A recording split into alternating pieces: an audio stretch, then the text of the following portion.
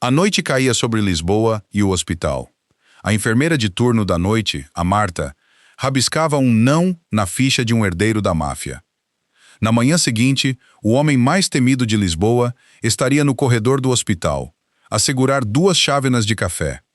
Marta tinha estado de pé durante 11 horas quando Luca Santeri deu entrada pela urgência. Ela não sabia quem ele era. Ninguém acreditava nisto, mas ela, genuinamente, não fazia ideia. Viu apenas um rapaz de 22 anos, com um lábio partido e uma arrogância que emanava dele como o calor do asfalto. Tratou-o como tratava todos os outros que chegavam às 2 da manhã, com eficiência, competência e sem um pingo de calor. Vai precisar de pontos, disse ela, pousando a bandeja e calçando as luvas. Ele olhou para ela como os homens como ele olhavam para as mulheres como ela, como se fosse um móvel que tivesse falado inesperadamente. Sei o que preciso, respondeu. Neste momento, preciso de algo para a dor, algo forte. Marta pegou na sua caneta-lanterna e inclinou o queixo dele para a luz do teto, sem pedir permissão. A mandíbula dele apertou-se. Ela examinou as pupilas de qualquer forma. Numa escala de 1 a 10, como avalia a sua dor? 10. Dê-me algo. Tem estado a beber, não tem? Disse ela. Não era uma pergunta. Sentira o cheiro no momento em que entrara. Não lhe vou dar opiáceos por cima de álcool, senhor. Ela olhou para a ficha de admissão. Santire. Ele afastou o queixo da mão dela. Sabe quem é o meu pai? Sei quem é o meu paciente, disse ela. Neste momento, é você. Vou limpar esta laceração, dar-lhe 4 pontos e mandá-lo para casa com ibuprofeno e instruções de alta. Se a dor piorar durante a noite, volte cá. O olhar que ele lhe dirigiu foi algo que ela nunca tinha visto. Não raiva, exatamente, mas uma descrença genuína, o tipo de descrença que vem de uma pessoa que nunca na vida ouviu um não firme e calmo. Chame outra enfermeira, disse ele. Sou a enfermeira-chefe desta secção esta noite, respondeu Marta. As coisas não funcionam assim. Pegou no kit de sutura. Vai sentir uma pequena picada. Ela pensou nisso no caminho para casa. Não com arrependimento. Tinha a certeza de que tinha tomado a decisão clinicamente e eticamente correta, mas com uma inquietação de baixo grau, como quem cutucou algo sem saber o que era. Luca Santeri. Procurou o nome no Google quando chegou a casa, ainda de uniforme, encostada ao balcão da cozinha, a comer bolachas da caixa porque estava demasiado cansada para encontrar um prato. Os resultados apareceram rapidamente. Construções Santeri. Holdings Santeri. Dominic Santeri, filântropo lisboeta. Grande doador para o projeto de renovação do hospital infantil da cidade. 2 vezes, ela parou de ler. Guardou as bolachas e foi para a cama. Na manhã seguinte, a sua supervisora chamou-a ao seu gabinete antes mesmo de ela se ter livrado do casaco. Doutora Helena Valente. Ela corrigiu-se imediatamente. Esse nome não estava certo. A sua supervisora, uma mulher cuidadosa e de voz suave chamada Doutora Beaumont, que dirigia a secção há anos, não parecia ela mesma. Parecia uma mulher que não tinha dormido. Feche a porta, disse ela. Marta fechou-a. Marta, disse a doutora Beaumont, juntando as mãos sobre a mesa. Conte-me sobre a interação da noite passada com o paciente Santair. Marta contou-lhe com calma, claramente, no mesmo tom que usara para uma nota de relatório. Descreveu a queixa apresentada, o raciocínio clínico, a contraindicação, a sua documentação. A Dr. Beaumont ouviu sem interromper. Quando Marta terminou, houve um momento de silêncio. O pai dele ligou para o hospital esta manhã, disse a doutora Beaumont. Marta já esperava algo assim. O que é que ele queria? Queria o seu nome. Fez uma pausa. Não lhe dei. Mas Marta, Dominic Santeri financia uma parte substancial da renovação da nossa ala cardíaca. Ele não é... Parecia estar a escolher as palavras com cuidado. Ele não é alguém que a administração queira antagonizar. Marta olhou para ela firmemente. Tomei a decisão clínica correta. Está documentado. Não vou pedir desculpa por não ter dado narcóticos a um bêbado de 22 anos. A doutora Beaumont esfregou os olhos. Não estou a pedir que peça desculpa. Estou a dizer-lhe para ter cuidado. Marta saiu do gabinete sem ter a certeza do que aquilo significava. Descobriu 4 dias depois. Estava a sair de um turno duplo, o segundo que ela tinha aceite para cobrir a Janete, que tinha um filho doente em casa. Estava a caminhar para o seu carro na estrutura de estacionamento do pessoal, a mala a cair-lhe de um ombro e a mente já meio na cama, quando um SUV preto parou ao lado dela e imobilizou-se. O vidro baixou. O homem no banco de trás não era o Luca. Era mais velho, algures nos seus 40 e poucos anos, com fios prateados nas têmporas e uma quietude que não vinha da calma.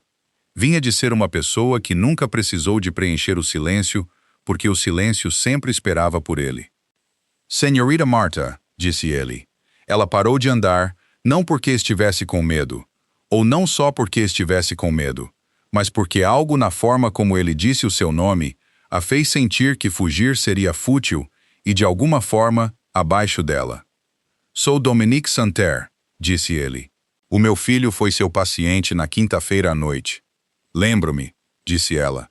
Gostaria de falar consigo. Quer entrar? Ela olhou para o carro, para ele, para o motorista na frente que olhava para a frente. Não, disse ela com uma pausa. Algo passou-lhe pela face, não raiva.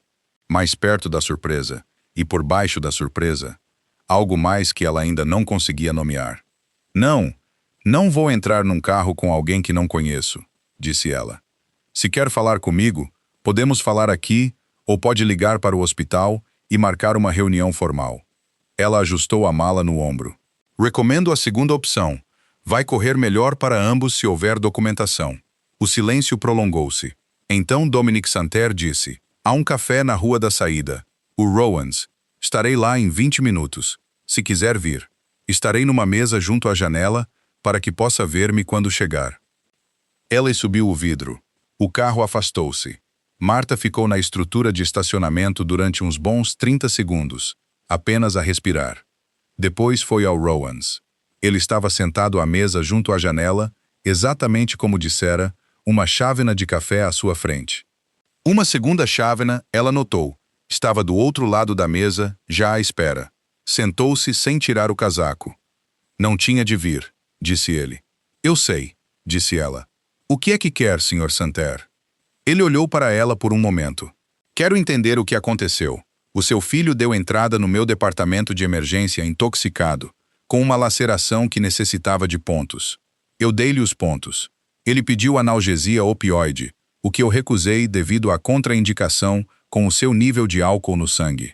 Teve alta em condição estável, com instruções adequadas de acompanhamento. Ela fez uma pausa. Posso mandar enviar cópias da documentação, se quiser verificar. Dominique Santerre girou lentamente a sua chávena de café nas mãos. Ele disse-me que você foi rude com ele. Fui direta com ele. Disse que você se recusou a tratá-lo. Recusei-me a dar-lhe uma substância controlada que poderia tê-lo matado. Tratei-o. Ela inclinou a cabeça ligeiramente.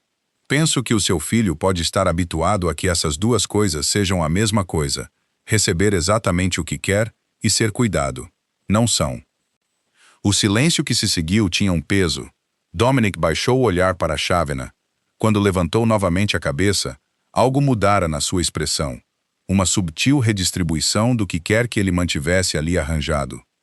O meu filho, disse ele lentamente, tem 22 anos.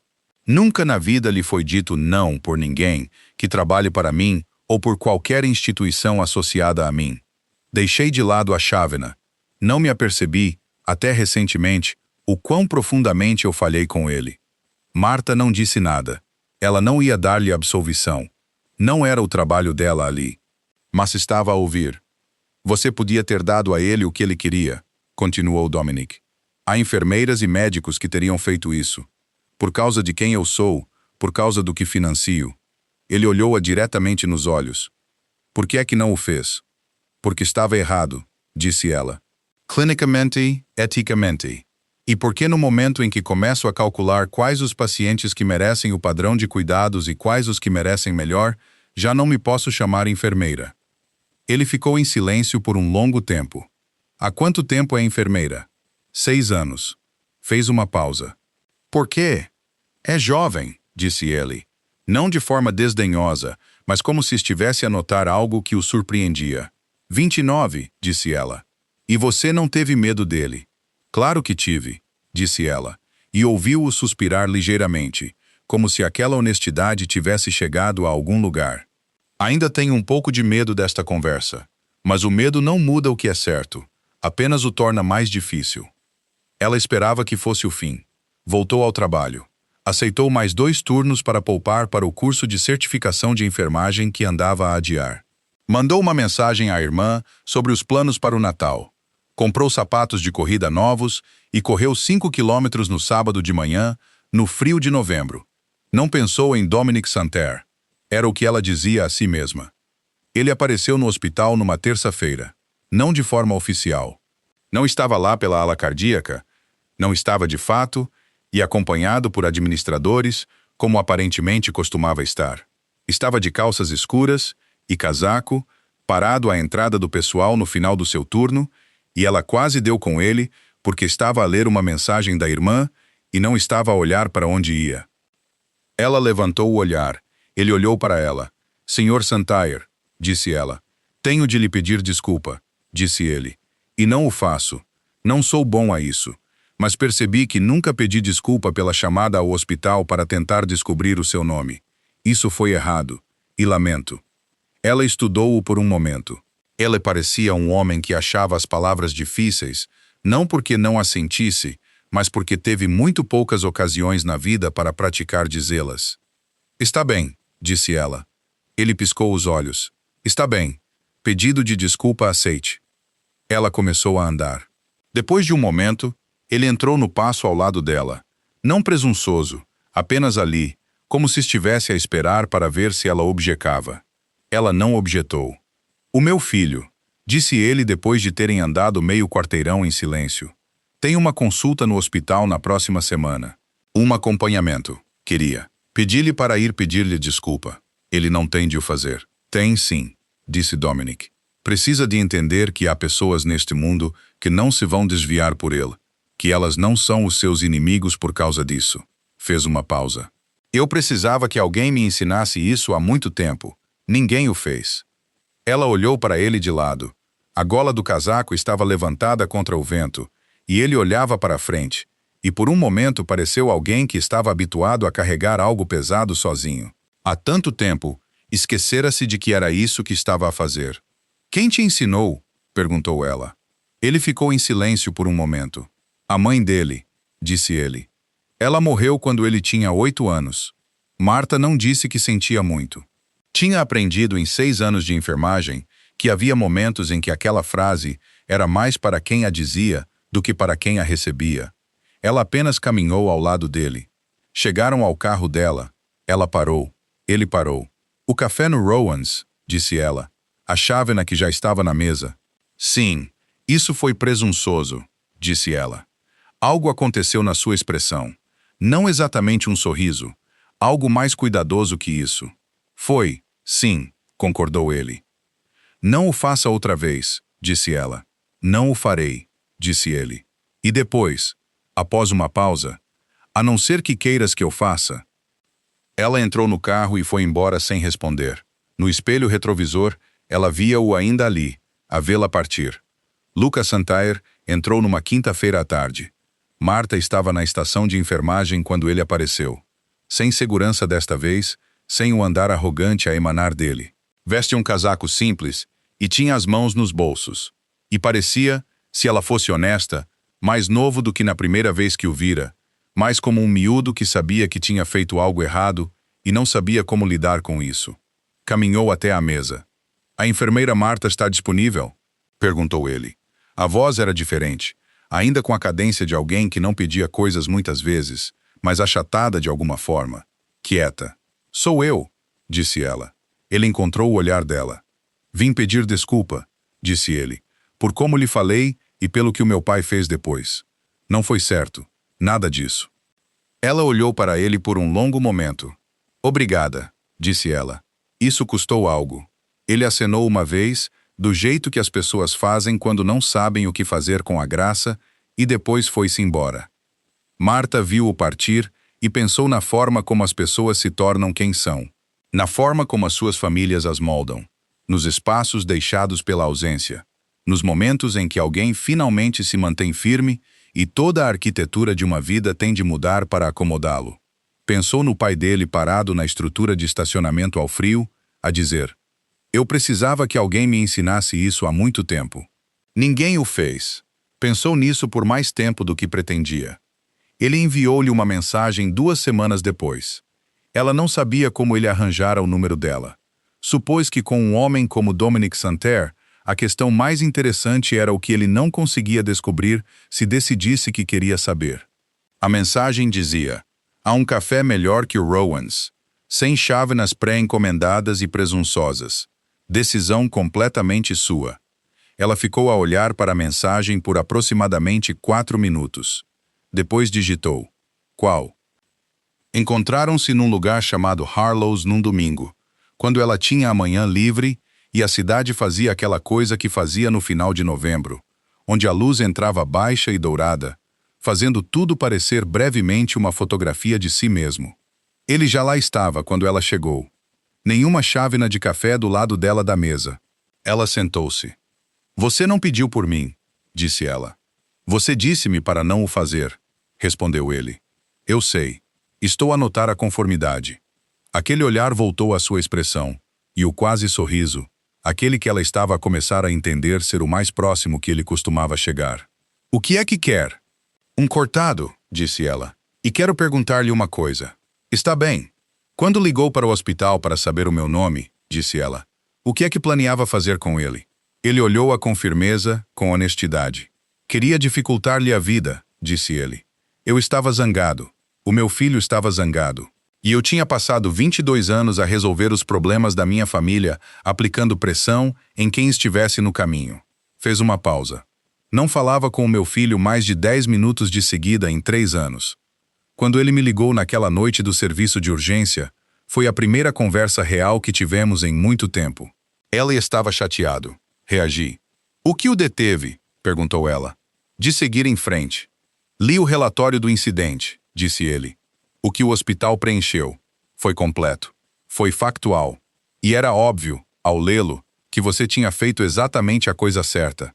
Ele olhou para a sua chávena, e pensei, se ela tivesse feito o que o Luca queria, se lhe tivesse dado o que ele pedia, eu talvez não tivesse recebido aquela chamada.